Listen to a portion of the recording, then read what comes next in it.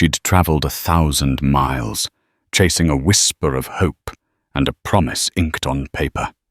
A new life, a new husband, a new beginning at the edge of the raw, untamed West. But when Serafina reached the imposing gates of Fort Kearney, her body starved and weary betrayed her. She collapsed into the dust, a forgotten parcel, and the man who lifted her from the earth, whose presence silenced the bustling fort, wasn't the one she expected. He wasn't from town. He wasn't like anyone they'd ever seen. The Nebraska wind, a relentless, dust-laden beast, had been Serafina Dubois's constant companion for the last leg of her journey. It whipped at the frayed edges of her bonnet, stung her eyes, and seemed to suck the very moisture from her skin, leaving it cracked and parched like the plains themselves. For weeks, the jolting of the stagecoach, the questionable food at way stations, and the gnawing anxiety of the unknown had chipped away at her resolve and her already slender frame. She clutched the worn letter in her reticule, the paper softened by countless readings. Mr. Silas Blackwood, a man of property and standing in the burgeoning settlement surrounding Fort Kearney, had painted a picture of a secure, if not idyllic, life. His words, though formal, had hinted at a longing for companionship, a desire for a wife to share in the taming of this new frontier. For Serafina, fleeing a past shadowed by loss and the suffocating expectations of her distant New Orleans relatives, his proposal had been a lifeline. The stagecoach, its wheels groaning under the strain, finally crested a low rise. Below, sprawled along the south bank of the Platte River, lay Fort Kearney. It wasn't the grand stone edifice she might have once imagined, but a sprawling collection of adobe and timber buildings enclosed by a formidable, if somewhat rustic, palisade. Blue-coated soldiers moved with purpose along the ramparts, their rifles glinting in the harsh afternoon sun. The stars and stripes billowed from a tall flagpole at its center, a vibrant splash of color against the muted browns and greens of the landscape. Smoke curled from chimneys, and the distant clang of a blacksmith's hammer reached her ears. Sounds of life, of civilization, however tenuous. A wave of dizziness washed over Serafina. The relief of arrival was so immense, it was physically overwhelming. She pressed a trembling hand to her forehead, trying to focus. The coach rumbled through the outer scattering of rough-hewn cabins and tents, its destination the main gates of the fort itself. Merchants, trappers, and a few weary-looking women with children in tow paused to watch its approach. Their faces were hard, etched by sun and wind, their eyes appraising. As the driver reined in the horses with a guttural shout, Serafina gathered her meager belongings. Her heart hammered against her ribs, a frantic bird trapped in a cage. This was it. The beginning of everything, or perhaps the end of her endurance. The coach door creaked open. A rough hand offered assistance, but she barely registered it. She stepped down onto solid ground, her legs feeling like water. The sun, which had been her adversary for so long, now seemed to beat down with a focused intensity, blurring the edges of her vision. The sounds of the fort, shouted orders, the whinny of horses, the murmur of voices, swirled around her, a confusing cacophony. She took a step, then another, towards the imposing wooden gates. Where was Mr. Blackwood? Would she even recognize him? Her gaze swept the faces of the men, loitering near the entrance, searching for a sign. A welcoming glance. Nothing. Just curiosity, and in some eyes, a flicker of something less welcoming. The air grew thick, heavy. Her breath hitched. The ground seemed to tilt beneath her feet. The vibrant colors of the scene began to fade, replaced by an encroaching grayness. Her hand flew to her throat, as a gasp escaped her lips. The world swam, then contracted into a pinpoint of light, and then darkness. Seraphina Dubois, mail-order bride, pitched forward, her meticulously packed valise tumbling from her grasp, and collapsed in a heap of worn calico and exhausted hope just shy of the threshold of Fort Kearney. A collective gasp rippled through the onlookers. A woman fainting wasn't unheard of, not after the rigors of the trail, but there was a stark vulnerability to the scene that silenced even the roughest frontiersman for a moment. Soldiers on the gate detail exchanged uncertain glances. Who was she? Who was responsible for her? Before anyone from within the fort's immediate vicinity could react before the expected figures of authority, a sergeant, perhaps a concerned citizen, could step forward. A shadow detached itself from the deeper shade of the cottonwood trees that lined the riverbank some distance away. He moved with a fluid grace that was almost preternatural, not the lumbering gait of a farmer or the stiff-backed march of a soldier. He was tall, leanly muscled, his skin the color of burnished copper. His dark hair, long and unbound, save for a simple leather thong, flowed behind him like a raven's wing. He wore buckskin leggings and a loose-fitting shirt adorned with intricate beadwork that shimmered subtly in the light. A quiver of arrows was slung across his back, and a sheathed knife rested on his hip. His face, starkly handsome, with high cheekbones and a strong jaw, was unreadable, his dark eyes fixed on the fallen woman. He wasn't from town.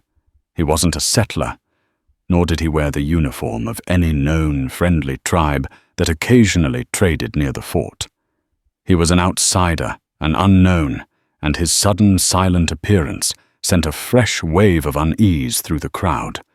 Children moments before, curious, shrank behind their mothers' skirts. Men instinctively rested hands on the pistols at their belts. Ignoring the hushed whispers and the palpable tension, the warrior reached Seraphina's side. He knelt, his movements economical and precise. For a moment he simply looked at her, his gaze lingering on her pale face, the smudge of dust on her cheek, the delicate pulse fluttering at her throat. Then, with a gentleness that seemed incongruous with his formidable appearance, he slid one arm beneath her shoulders and the other beneath her knees. He lifted her as easily as if she were a child, her slight weight no burden to his powerful frame. Her head lolled against his shoulder, her bonnet askew, revealing tendrils of sweat-dampened chestnut hair. As he stood holding the unconscious Seraphina, he swept his gaze over the stunned faces at the fort gates. There was no challenge in his eyes, no overt threat yet. There was an undeniable authority, a silent warning that brooked no interference. The soldiers at the gate tensed their rifles, held a little tighter. One young private made a move, as if to step forward, but an older sergeant put a restraining hand on his arm, his expression grim. Seraphina drifted in a sea of disjointed sensations. Coolness on her brow, a soft murmur of voices, the distant rhythmic clang of metal on metal, a rough but not unkind texture beneath her fingertips. Her eyelids fluttered heavy as lead weights. She was so tired, an exhaustion that seeped into her bones, a weariness of the soul as much as the body. A sharper sound, a woman's voice, slightly raised, cut through the fog. "No right, I tell you, barging in here, an Indian carrying her like some prize." Another voicemail, calmer but firm. "He brought her to the infirmary, Martha. Would you have preferred he left her in the dust? He shouldn't have touched her. Decent folk were there. Captain Lyon should have him clapped in irons." Seraphina's mind snagged on the word Indian. An image flashed behind her eyes. Dark, intense eyes, a strong arm supporting her, the scent of leather, and something wild, like pine needles and open air. Had she dreamt it? With a monumental effort, she managed to pry her eyelids open. Blurry shapes resolved themselves slowly. She was in a small, sparsely furnished room. Whitewashed adobe walls, a single narrow window admitting a shaft of dusty sunlight, a rough-hewn wooden cot upon which she lay. A military-issue blanket covered her. The infirmary. A woman stood near the window, her back to Serafina. She was stout, with greying hair, pulled back in a severe bun, her hands planted firmly on her hips.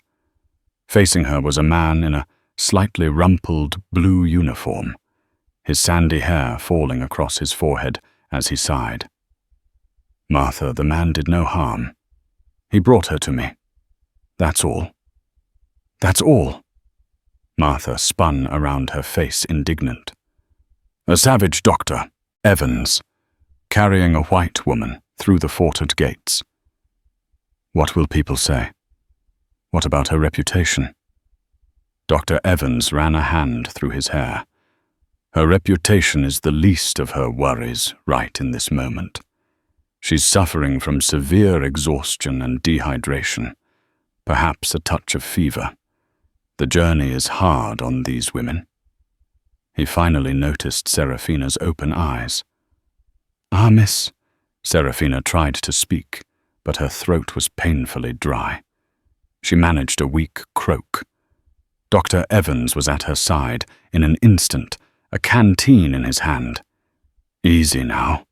Small sips." He supported her head gently as she drank the cool water. It was the most wonderful thing she had ever tasted. "Thank you," she whispered, her voice raspy. "Dr. Josiah Evans at your service," he said with a kind smile. "And this is Mrs. Martha Hubbard, who helps keep this infirmary and half the fort running, despite her dire pronouncements." Martha sniffed, but her expression softened slightly as she looked at Serafina. "Well, at least you're awake, girl. Gave us all a fright, you did." Where am I?" Serafina asked, though she had pieced it together. "The infirmary at Fort Kearney, Nebraska Territory," Dr. Evans confirmed. "You fainted at the gates. Do you remember?" Bits and pieces were coming back. The oppressive heat, the swirling dust, the feeling of the ground rushing up to meet her. And then, Someone carried me." Dr. Evans and Martha exchanged a quick, charged glance. "Yes," Dr. Evans said carefully. A local man brought you in." "A local?" Martha interjected, unable to restrain herself. "Hardly local, doctor. He was a wild man, a redskin. No one knows him. Vanished like smoke as soon as he deposited her here." Serafina's brow furrowed. So the image hadn't been a dream. A native warrior. Why had he helped her? And why did Martha speak of him with such venom? "He was kind," Serafina ventured, remembering the surprising gentleness of his hold. Martha scoffed. "Kind? They're never kind without a reason, girl. You mark my words. He was probably just showing off or looking for a handout." "Martha, please." Dr. Evans sighed. "Miss, we still don't know your name." "Dubois," she said. "Serafina Dubois." "Miss Dubois," the doctor continued. "The important thing is you're safe. You need rest and nourishment. Do you know anyone in Fort Kearney?" "Were you expected?" The letter. "Mr. Blackwood." A fresh wave of anxiety, stronger now that the initial physical crisis had passed, washed over her. "Yes, a Mr. Silas Blackwood." I was to be his wife." The words sounded strange, even to her own ears. Martha Hubbard's eyes widened almost comically and she looked from Seraphina to Dr. Evans and back again. Silas Blackwood. You're the mail-order bride for Silas Blackwood. Her tone was a mixture of shock and something Seraphina couldn't quite decipher. Pity, disapproval. Dr. Evans looked thoughtful. Ah, yes. Blackwood. He mentioned he was expecting someone. He didn't elaborate, but a certain professional neutrality settled over his features, masking any personal opinion he might hold. Well, I never, Martha muttered, shaking her head. Of all the men. And then to be brought in by an Indian. She trailed off, then seemed to remember her duties. Well, you'll need some broth, and then we'll need to send word to Mr. Blackwood that his package has arrived. The choice of words, package, stung Seraphina, making her feel like chattel. As Martha bustled out, presumably to fetch the broth and dispatch a messenger, Dr. Evans pulled up a small stool beside the cot. Try not to concern yourself with Martha's opinions, Miss Dubois. She has a good heart, but she's wary of strangers and of anything that disrupts the usual order. The man who brought me here, Seraphina asked, unable to let it go. Who was he? Dr. Evans frowned slightly. That's the question everyone is asking. He's not from any of the Pawnee or Oto tribes that trade peacefully with us. Some of the scouts said he looked like he might be Lakota, or perhaps Cheyenne, but he was alone, and those tribes are not always friendly. He spoke no words, just brought you in, made sure you were attended, and then left as silently as he came. Captain Lyon, he's the fort commander, is not pleased. An unknown warrior, armed, walking into the fort unchallenged. It's a security concern. He didn't seem threatening to me, Seraphina said softly, more to herself than to the doctor. There had been an intensity in his gaze, yes, but not malice. She felt a strange, inexplicable pull towards that fleeting memory, a sense of a debt owed. Appearances can be deceiving out here, Miss Dubois, Dr. Evans said, gently but seriously. For everyone. Now rest. I'll inform Mr. Blackwood of your arrival and your indisposition. As the doctor left, Seraphina lay back against the rough pillow, her mind reeling. Fort Kearney was already proving to be far more complicated than the straightforward new beginning she had envisioned. She was to marry a man she'd never met, a man whose name seemed to evoke a curious reaction. And her dramatic entrance, courtesy of a mysterious warrior, had already marked her, set her apart, and stirred a pot of suspicion and whispers before she had even spoken a dozen words in her new home. The silence of the room pressed in on her heavy with unspoken questions and the lingering scent of the wild unknown. The broth Martha Hubbard eventually brought was thin but warm, and Seraphina drank it gratefully, feeling a little strength return to her limbs. Martha herself remained a whirlwind of brisk efficiency, her earlier pronouncements replaced by a grudging sort of care. She found Seraphina a worn but clean nightgown and helped her change her touch, surprisingly gentle despite her brusque manner. Mr. Blackwood has been informed, Martha announced, smoothing the blanket over Seraphina. He'll be by to see you later, when Dr. Evans deems you fit for visitors. There was that tone again when she said his name, a slight, almost imperceptible tightening of her lips. Mrs. Hubbard, Seraphina began, emboldened by the broth. Mr. Blackwood, is he a good man? Martha paused in her tidying her back to Seraphina. For a moment, the only sound was the distant call of a bugle. Mr. Blackwood is a man of considerable influence in the settlement, Miss Dubois. He owns the general store, has interest in a freighting company, and is building himself a large house just outside the fort's western palisade. He is by all accounts a successful man." Her answer was a masterpiece of evasion.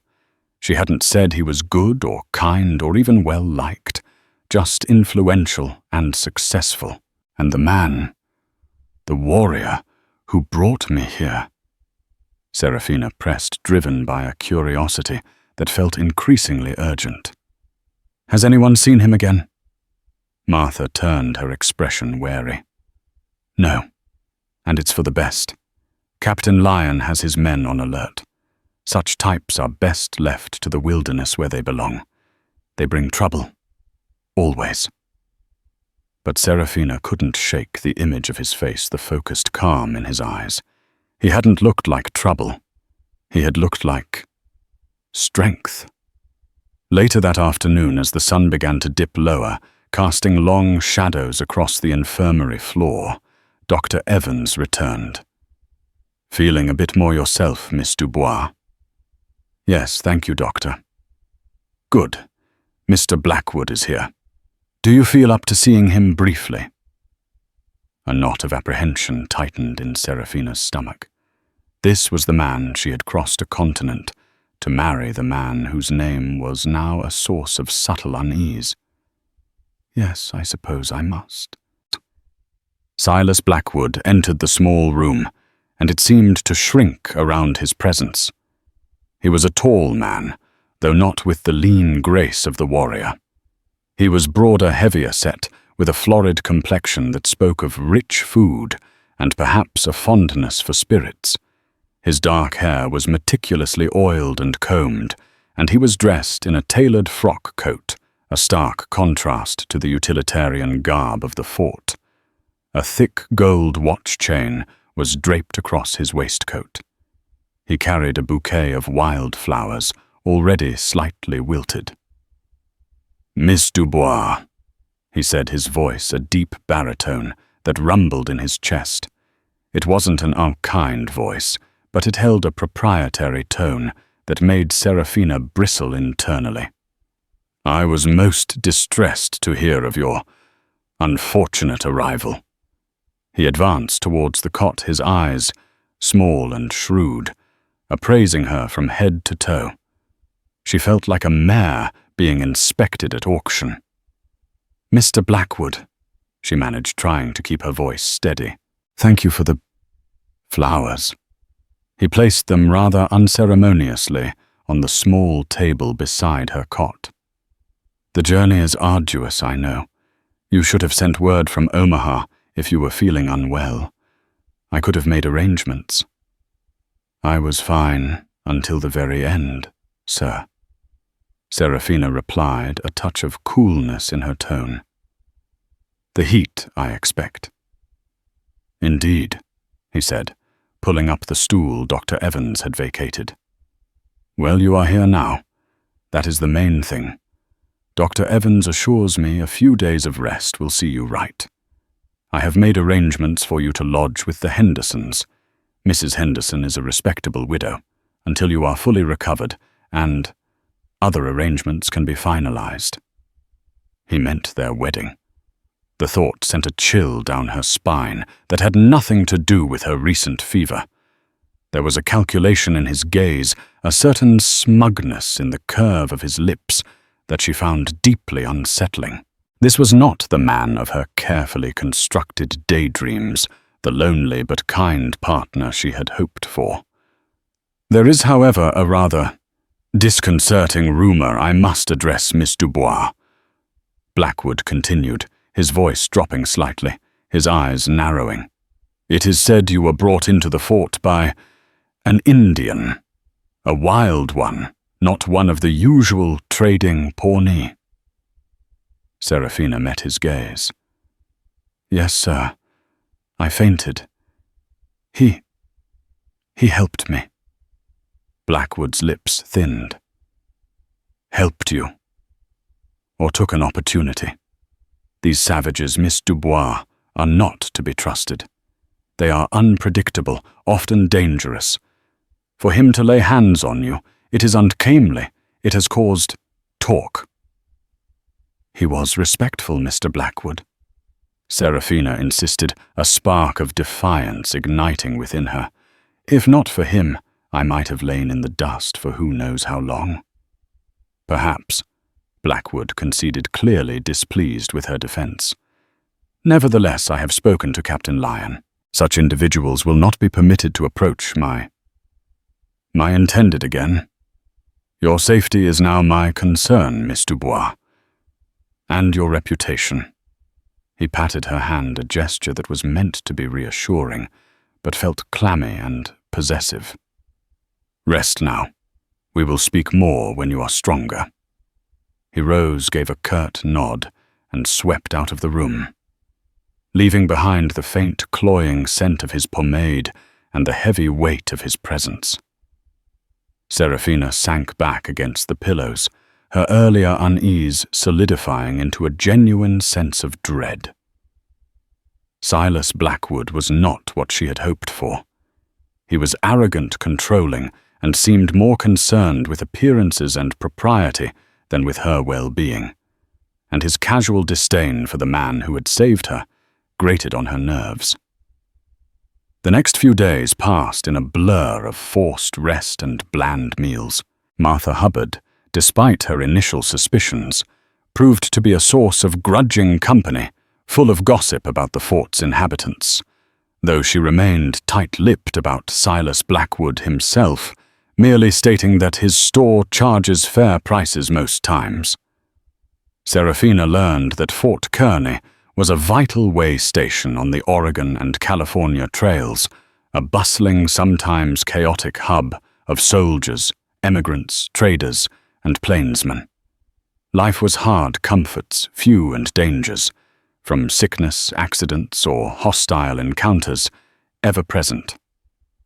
She saw little of Dr. Evans, who was busy with a fresh influx of heat-stricken emigrants, but he always had a kind word when he checked on her. Of the warrior, there was no sign, no word. It was as if he had indeed vanished like smoke. Yet his image remained vivid in her mind, the silent strength, the unexpected gentleness. She found herself scanning the dusty parade ground from her small window, hoping for, she didn't know what, a glimpse. Another encounter. She was moved to Mrs. Henderson's small, neat cabin just outside the fort walls as soon as Dr. Evans deemed her fit enough. Mrs. Henderson was a thin, anxious woman who seemed terrified of saying or doing anything that might displease Mr. Blackwood, who was, Seraphina learned, her landlord. The days at Mrs. Henderson's were lonely. Blackwood visited daily, his conversations mostly revolving around his business successes, the progress on his new house, and his expectations of a wife. He seemed to view her as another acquisition, a necessary component for the life he was building. He never asked about her past, her hopes, her fears. He spoke of their impending marriage, a small, respectable ceremony as soon as you are fully recovered, with an air of finality that brooked no discussion. One evening, as the sun bled crimson across the vast prairie sky, Seraphina sat by her window watching the long shadows stretch and deepen. She felt trapped, her future closing in on her, like the four walls of Mrs. Henderson's cabin. The promise of a new life had soured, replaced by the bitter taste of impending servitude to a man she was beginning to actively dislike. Suddenly, her breath caught in her throat. Standing near the riverbank, partially concealed by the same stand of cottonwoods from which he had first appeared, was the warrior. He was too far away for her to see his features clearly, but she knew it was him. The proud set of his shoulders, the way he stood perfectly still, observing the fort. He wasn't looking at her, but in the direction of the settlement. Her heart hammered against her ribs. Why was he there? Was he watching the fort? Or was he in some unfathomable way watching over her? The thought was both thrilling and terrifying. He remained for several long minutes, a motionless silhouette against the dying light. Then, as silently and suddenly as he had appeared, he melted back into the trees and was gone. Serafina pressed her hand to her chest, her mind racing. Martha's warnings about dangerous savages echoed in her ears alongside Blackwood's dismissive contempt.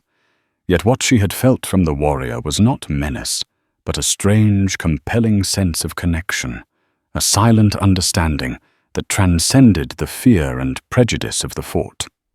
Life at Mrs. Henderson's cabin settled into a suffocating routine. Serafina helped the nervous widow with chores, mended her worn clothes, and endured Silas Blackwood's evening visits. He brought her small, impersonal gifts, a bolt of dull grey calico, a hymn book, a tract on wifely duties, each one feeling less like a token of affection and more like an assertion of ownership. He spoke often of our future, but it was always his future with her slotted neatly into it.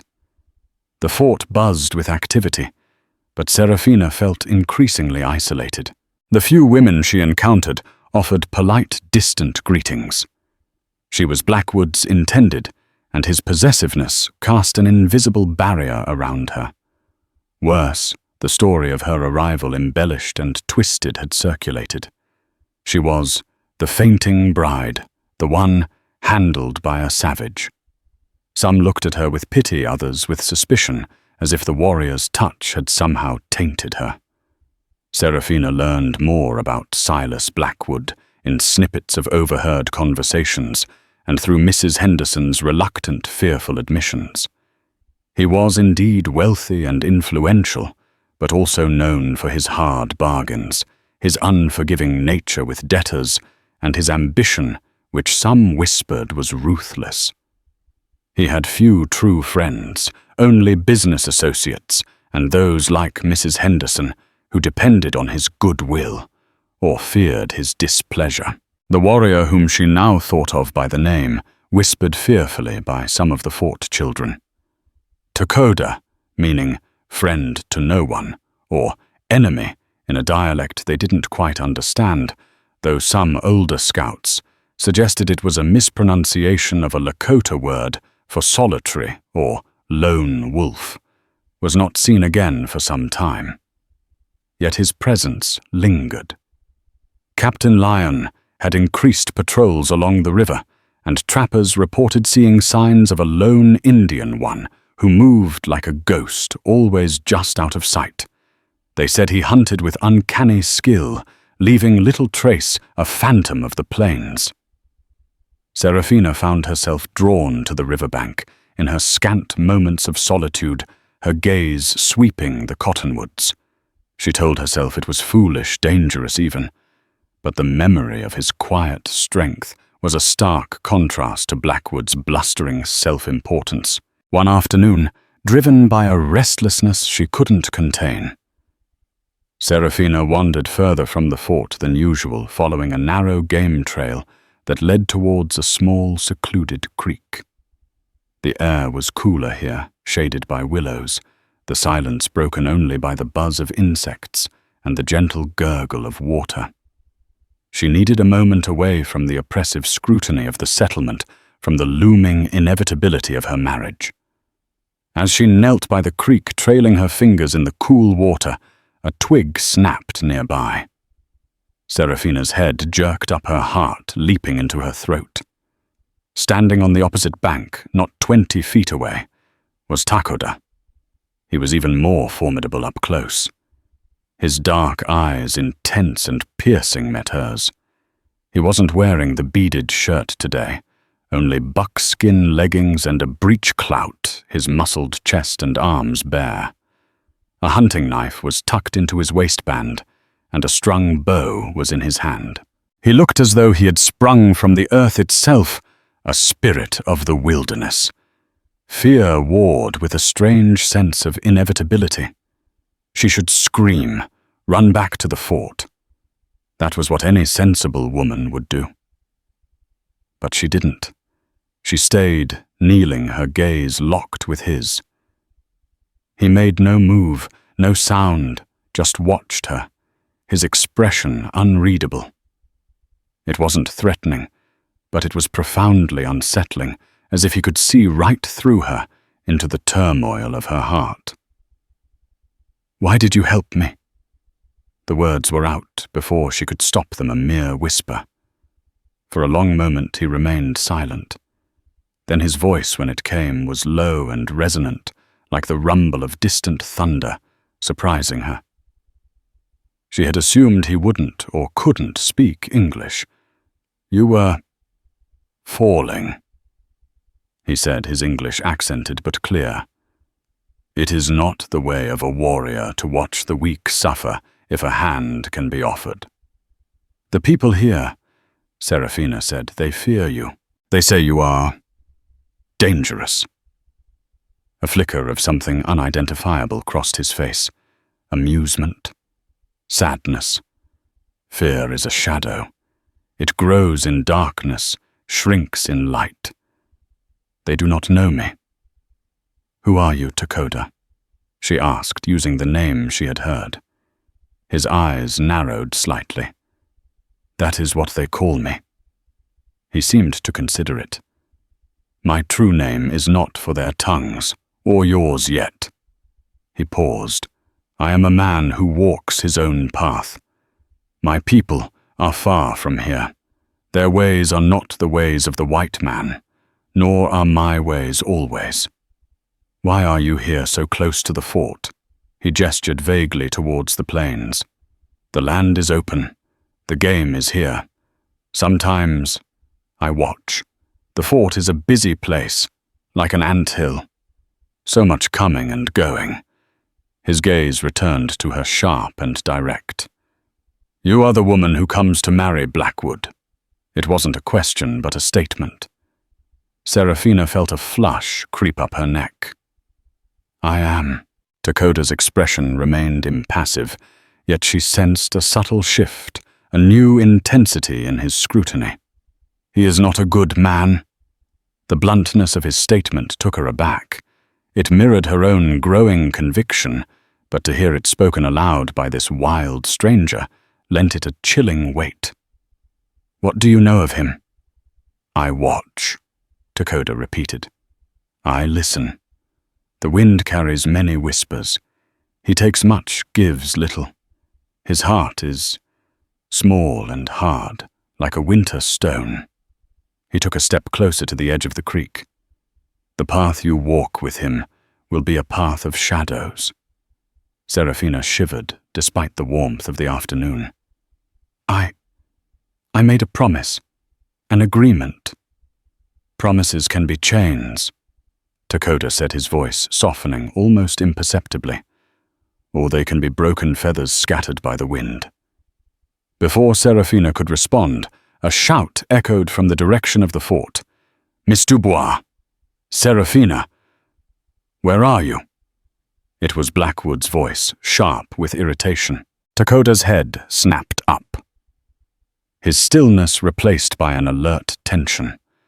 He looked back at Serafina, his eyes holding hers for a heartbeat longer. There was a warning in them, and something else. Something she couldn't name. Then, with a movement so swift and silent it was almost magical, he stepped back into the willows and vanished. One moment he was there, a solid, commanding presence. The next, only the rustling leaves marked his passage. Serafina scrambled to her feet, her heart pounding. Blackwood emerged from the trees, further up the trail, his face red and scowling. "There you are! What in God's name are you doing out here alone? It's not safe, and I told Mrs. Henderson you were to remain close to the cabin." His eyes scanned the area suspiciously. "Were you talking to someone?" "No, Mr. Blackwood." Serafina lied, her voice surprisingly steady. "I was just enjoying the quiet." His eyes narrowed, but he seemed to accept her explanation, though his displeasure was palpable. The quiet can get you killed out here, Miss Dubois. This is not some civilized park. There are wild animals, and wilder men. He took her arm, his grip unpleasantly tight. Come. We need to discuss the final arrangements for the wedding. I want it done next week. As he led her back towards the fort, his words about wild men echoed in her ears. She thought of Takoda, his quiet dignity, his unsettling pronouncements. He had called Blackwood's heart a winter stone. Looking at the hard set of her fiancé's jaw, the possessive glint in his eyes, Serafina felt the truth of the warrior's assessment deep in her soul. The encounter by the creek had changed everything. Takoda was no mere phantom. He was real observant, and he had spoken to her, warned her. He had planted a seed of doubt that was now rapidly taking root, intertwining with her own misgivings. Blackwood's haste to finalize the wedding suddenly felt ominous, a tightening of the noose.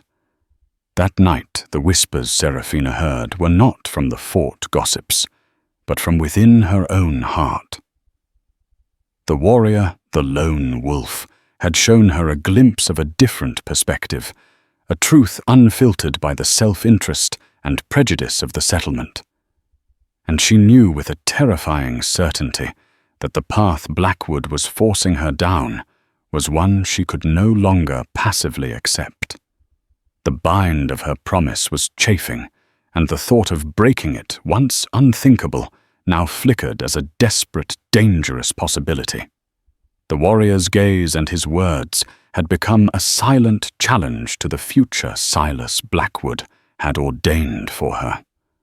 Her attempts to delay the wedding were met with Blackwood's impatient dismissals. "There's no reason to wait, my dear. You are recovered. The house is ready. My affairs are in order." His smile was thin, his eyes cold when she expressed hesitation. He attributed her reluctance to maidenly nerves, a notion she didn't bother to correct.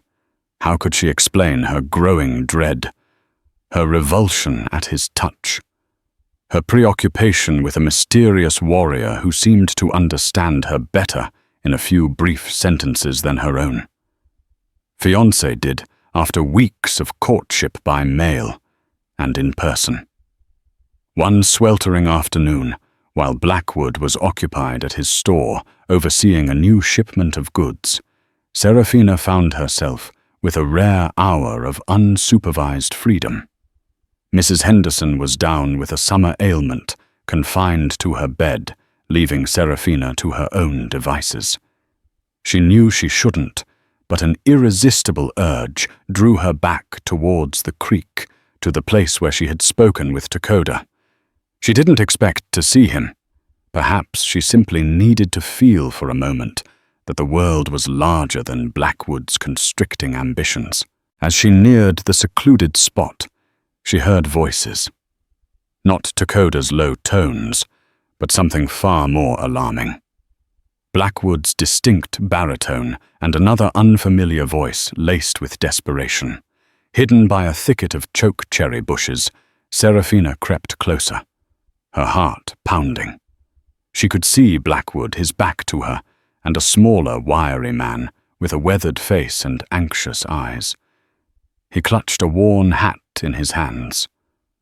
"Told you, Blackwood, the harvest failed," the man was saying, his voice pleading. "The locusts took near everything. I just need a little more time to pay off the loan for the seed. Another season, that's all I ask." Blackwood chuckled a cold, humorless sound. "Time, Miller. Time is money. Your note is due. I extended it once against my better judgment."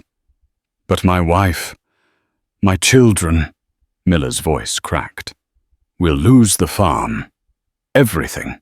"That," Blackwood said, turning slightly so Serafina could see his profile, his expression pitiless, "is unfortunate for you. But a deal is a deal.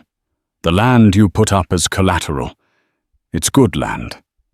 Better than I thought, actually, now that my man has surveyed it properly. It has a spring. Quite valuable."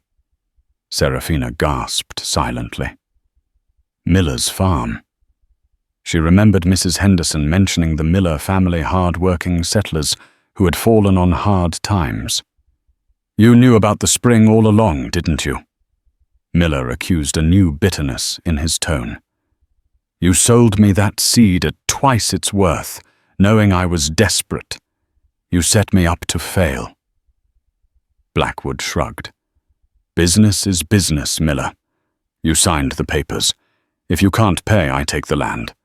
Perhaps I can find some menial work for you. Or perhaps you and your family should just move on. California is always looking for new paupers." Tears streamed down Miller's face. "You're a heartless devil, Blackwood." "Sticks and stones," Blackwood said dismissively. "I'll expect you off the property by the end of the week. Don't make me send the sheriff." He turned and strode away, leaving Miller standing alone, shoulders slumped in utter despair. Serafina felt sick. The casual cruelty, the calculated destruction of a man's life and family for profit, it was monstrous. Dakota's words echoed in her mind. He takes much, gives little. His heart is small and hard, like a winter stone. It was true. She had just witnessed the chilling proof. Shaken, she retreated silently, her mind reeling. This was the man she was supposed to marry, to build a life with. A man who could ruin another with such callous indifference. The thought was unbearable. Back in her room at Mrs. Henderson's, Serafina paced like a caged animal. She couldn't marry him. She wouldn't. But how could she escape? She was alone, virtually penniless, thousands of miles from anyone she knew. Blackwood had her trapped. Her eyes fell upon a small, intricately carved wooden bird that lay on her windowsill. She had found it there, a few days prior, nestled amongst her few belongings. It wasn't from Blackwood. It was too delicate, too imbued with a quiet artistry. She hadn't known where it came from, but now a wild, desperate hope flickered within her. Dakota. Could he have left it? Was it a sign? As dusk settled, casting long, eerie shadows, Serafina made a decision. It was reckless, perhaps insane, but she could see no other way. She had to find Dakota. He was the only person who had shown her any genuine kindness, the only one who seemed to see Blackwood for what he truly was. Scribbling a hasty, vague note for Mrs. Henderson, claiming a sudden need for air and a walk, she slipped out of the cabin. She avoided the main pathways of the fort, her heart pounding with every shadow, every distant sound. She headed towards the river, towards the stand of cottonwoods that was his usual haunt. The moon was a pale sliver in the inky sky, offering little light. The sounds of the prairie night, the chirp of crickets, the distant howl of a coyote, pressed in on her, amplifying her fear. What if he wasn't there? What if he refused to help her? What if Blackwood discovered her absence? She reached the edge of the trees, her breath coming in ragged gasps. "Dakota," she whispered into the darkness, her voice trembling. "Dakota, are you here?" Silence, only the rustle of leaves in the night breeze. Tears of frustration and despair pricked her eyes. It was foolish. She was alone at the mercy of the wilderness, or worse, of Blackwood's retribution, if she were caught. She sank to her knees, overwhelmed. "Please," she whispered, to whom she didn't know. To God, to the spirits of the prairie, to the absent warrior. "Please, I need help." A faint sound behind her. Not a footfall, more like the sigh of the wind through tall grass, yet it was distinct, deliberate. Serafina spun around her hand, flying to her mouth to stifle a scream. Dakota stood there, a darker shadow against the deep twilight, his form materializing from the gloom as if by magic. His eyes, even in the dim light, seemed to hold an intensity that pierced through her fear. "You came," she breathed, a wave of relief so profound it almost buckled her knees. "The little bird flew far from its cage tonight," he said, his voice low. "Why do you seek me in the darkness, Serafina?"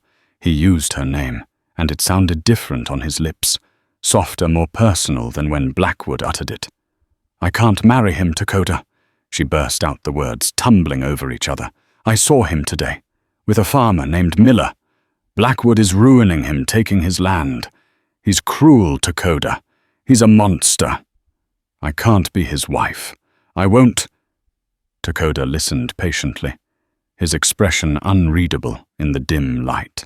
When she finished a torrent of desperate words and pent-up emotions, he was silent for a long moment. "You see the stone in his heart now," he said finally. It wasn't an accusation, merely a statement of fact. "Yes," she whispered, tears streaming down her face. "I see it, and I'm terrified. He has all the power here. I have nowhere to go, no one to turn to. He plans the wedding for the end of this week." She looked at him, her eyes pleading. "You warned me. You knew. Will you help me?" The urgency in his tone was unmistakable. Serafina didn't hesitate. The alternative, marrying Blackwood, living a life of gilded misery under his thumb, was a fate far more terrifying than any danger the wilderness might hold, especially with Dakota as her guide. "Yes," she said, her voice firm, despite the tremor of fear that ran through her. "I choose it. I'll go." "You have courage, Serafina," Dakota said, a hint of something like approval in his tone. "More than you know. But courage alone will not be enough. You must be swift, silent, and obedient to my word. Your life may depend on it." He then gave her quick, concise instructions. She was to return to Mrs. Henderson's cabin, gather only the barest essentials: a sturdy pair of shoes, her warmest shawl, any dried food she could find, without raising suspicion. She was to leave the hastily scribbled note she'd written earlier, making it seem as though she'd gone for a longer walk and perhaps become disoriented. It might buy them a few precious hours before Blackwood realized she was truly gone, not merely lost. "Avoid the main paths," Dakota instructed. "Meet me by the old trapper's lean-to beyond the creek where the cottonwoods grow thickest. Do not bring a lamp. I will find you." With a final intense look, he melted back into the shadows, leaving Serafina with a racing heart and a desperate plan. Leaving the cabin, she felt a profound sense of liberation, mixed with a terrifying uncertainty. Every rustle of leaves, every distant dog bark from the fort, sounded like an alarm. She kept to the shadows, her path illuminated by the faint starlight, until she reached the designated meeting spot near the creek. Dakota was there as promised, materializing from the darkness, with 2 horses, lean, hardy-looking ponies that blended seamlessly with the night. One was saddled with a simple pad. The other was his own mount. He had a water skin and a bedroll tied behind his saddle, and his bow was now slung across his back.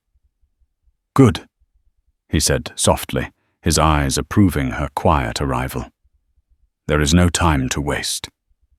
He helped her mount the spare pony, his touch firm and impersonal yet reassuring. "Keep your heels down. Let the horse find its footing. We will move slowly until we are clear of the immediate area." They set off at a walking pace, Dakota leading the way, moving with an uncanny sense of direction through the moon-dappled landscape. The fort, with its deceptive promise of safety and civilization, soon receded behind them, a faint smudge of darker shapes against the horizon. Serafina didn't look back. As dawn approached, a pale grey light seeped into the eastern sky. They were miles away, hidden in a shallow ravine. Takoda allowed them a brief rest, sharing some dried meat and water. Serafina was exhausted, her body aching from the unaccustomed riding, but a strange sense of exhilaration filled her. She was free. "He will discover your absence soon," Takoda said, his gaze fixed on the direction from which they had come. "Blackwood will not take this lightly. He will see it as a theft and an insult." His words proved prophetic. Back at Fort Kearney, Silas Blackwood awoke to the news that his bride-to-be was missing. Mrs. Henderson, frantic, showed him Serafina's note. Initially, Blackwood was merely irritated, assuming Serafina had foolishly wandered off and gotten lost. He organized a small search party, more annoyed at the inconvenience than genuinely concerned. Blackwood's face contorted with rage. The savage. He had not only laid hands on his intended, but now he had stolen her. It was an outrage, an affront to his authority, his manhood, his standing in the community. Serafina wasn't just a woman. She was an investment, a symbol of his success. "He stole her!" Blackwood roared, slamming his fist on the table in his store, scattering account books. "That filthy, thieving savage has taken what is mine." Captain Lyon, a stern, by-the-book military man, was hesitant to involve fort resources in what he initially perceived as a domestic dispute, however unusual. Mr. Blackwood, if Miss Dubois left willingly, Blackwood spat. She was clearly coerced. Abducted, she is a delicate woman, new to the frontier, easily swayed or frightened. He has taken her, and I want her back, and I want him hunted down and hanged. Blackwood's influence, however, was considerable. He supplied the fort with goods, held sway over many of the settlers, and was not a man to be easily denied. He offered a substantial reward for Serafina's return, and an even larger one for the capture, dead or alive, of the warrior Takoda. Greed, fear of Blackwood, and genuine outrage at the perceived abduction of a white woman by an unknown Indian soon swayed public opinion. "They're heading northwest, Mr. Blackwood," Finn announced, pointing. "Into the Broken Lands. The Indian knows how to hide his trail, but he has a woman with him. She'll slow him down." "Good," Blackwood snarled, his eyes gleaming with malice. "He can run, but he can't hide forever. When I find them, he will pay dearly for this." The chase was on. Miles away, Takoda, ever watchful, saw the faint plume of dust rising in the distance, far to the southeast. He had known they would come. He had hoped for more time. He turned to Serafina, his expression grim. "They are coming. Blackwood rides with them." Fear, cold and sharp, pierced through Serafina's exhaustion. "What do we do?" "We ride," Takoda said, his voice hard, "and we pray the spirits of the land favor us. The hidden valley is still 2 days' journey, and the path ahead is treacherous." They rode through grueling days under a merciless sun, and spent fitful nights in cold, hidden camps. Takoda shared his meager rations, taught Serafina how to stay low in the saddle, how to read the wind, how to listen to the silence for warnings. She learned quickly, driven by fear and a growing admiration for the warrior's resilience and profound connection to the land. He seemed to draw strength from the earth itself, his senses preternaturally sharp. He spoke little but his actions, a warning hand on her arm as a rattlesnake slithered near the way he found water in a seemingly dry creek bed, his constant vigilance. spoke volumes. A bond forged in shared hardship and unspoken understanding grew between them. In the quiet moments around their small, smokeless fires, Serafina saw glimpses of the man behind the stoic warrior. She saw the sadness in his eyes when he spoke of his lost people scattered by conflict and disease. She saw the fierce protectiveness when his gaze rested on her. He never touched her beyond what was necessary to help her mount or navigate a difficult path, yet she felt an intimacy with him that was deeper than any physical contact she had ever known. On the third day of their flight, with the posse closing in, Takoda led them into a labyrinth of narrow canyons and rocky defiles. The broken lands Finn had mentioned. It was treacherous terrain, designed to slow their pursuers, but also dangerous for them. A misstep could send a horse and rider tumbling into a ravine. "We must separate the hunters from their prey," Takoda said, his voice tight with urgency as they paused on a high ridge overlooking a winding canyon. "There is an echo in these rocks. It can confuse, disorient. And there are paths here known only to few." He explained a risky plan. He would create a diversion, leading the main body of the posse on a false trail deeper into the maze of canyons, while Serafina, with clear instructions and one of the ponies, would attempt to reach the hidden valley alone. The entrance he described was a narrow fissure in a rock face almost invisible unless one knew exactly where to look. "But Takoda," Serafina protested, her heart clenching with fear. "They will catch you. Blackwood wants you more than me now." "Blackwood wants what he believes is his," Takoda corrected gently. "You and his pride. I am merely the obstacle. I know these canyons better than Finn. I can lose them, or delay them long enough for you to find sanctuary." His eyes held hers. "You must trust me, Serafina, and you must trust yourself." He pressed a small, smooth stone into her hand. "If you reach the valley, follow the stream upwards. You will find shelter. Wait for me. If I do not come by the third sunrise." He didn't finish the sentence, but she understood. Tears welled in her eyes. "I can't." "You can." He insisted, his grip firm on her shoulders for a moment. "You are stronger than you think. Now go, and do not look back." With a heavy heart, Serafina did as he instructed. Riding the fresher pony into a narrow, branching canyon he indicated, she could hear Takoda letting out a series of whoops and calls designed to draw the posse after him, the sounds echoing strangely through the rock formations. The hours that followed were a nightmare of solitude and fear. Every shadow seemed to hold a threat. The silence of the canyon was broken only by the clatter of her pony's hooves and her own ragged breathing. She clutched the stone Takoda had given her, its smoothness a small comfort. Meanwhile, Takoda led Blackwood and his men on a wild chase.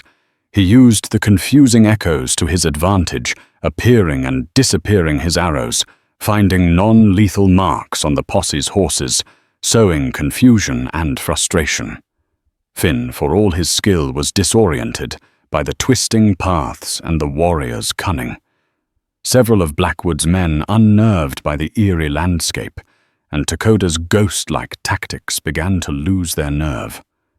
Blackwood, however, was consumed by a singular obsessive fury. "He's toying with us," he raged. "Spread out. Find him, I want his scalp." But Takoda was too skilled, too familiar with the terrain. As dusk began to settle, he managed to trigger a small rock slide, effectively blocking the main canyon pass behind him, separating himself from the bulk of the posse. He slipped away into the deepening twilight, leaving Blackwood cursing in the dust and darkness. Serafina, exhausted and terrified, finally found it, the narrow fissure in the rock face, just as Takoda had described, It was barely wide enough for the pony to squeeze through. Beyond it, a small, impossibly green valley opened up a hidden paradise with a clear stream, lush grass, and sheltering caves. It was a place of peace, untouched by the harshness of the surrounding lands. She made a small hidden camp, as Takoda had instructed, near one of the caves by the stream. The first day passed in anxious waiting. The second day, her hope began to dwindle. Had he been captured? Killed? The thought was a cold stone in her stomach. She remembered his unfinished sentence. "If I do not come by the third sunrise." Serafina's journey west took a turn no one could have predicted. From a desperate mail-order bride to a woman finding her strength in the heart of the untamed wilderness, her story is a testament to courage and the unexpected paths to freedom. What started with a feint at Fort Kearney ended with a new dawn, a new love, and a life reclaimed. Did Serafina and Takoda find lasting peace? Did Blackwood ever seek his revenge? Perhaps those are tales for another time. If you were captivated by Serafina's dramatic tale of love, danger, and survival in the Wild West, don't forget to hit that like button. Share this story with fellow adventure lovers, and be sure to subscribe and ring that notification bell so you don't miss our next thrilling historical drama. What did you think of Takoda's bravery? Let us know in the comments below.